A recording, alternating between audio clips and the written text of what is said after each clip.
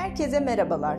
Hülya Hanım iPhone 7 telefonunu akşam şarja takmış ve sabah kalktığında telefonun açılmadığını fark etmiş ve telefonun onarımı için bize ulaştı.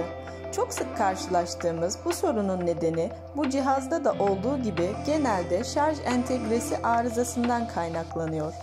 Arızalı parçayı yenisiyle değiştirip cihazı test aşamasına alıyoruz. Bu arada kanalımıza abone olup beğeni atmayı, yorum yapmayı ihmal etmeyin. Sizin de arızalı telefonunuz var ise bizimle iletişime geçebilirsiniz. Tamir Time, uygun fiyat, garantili çözüm.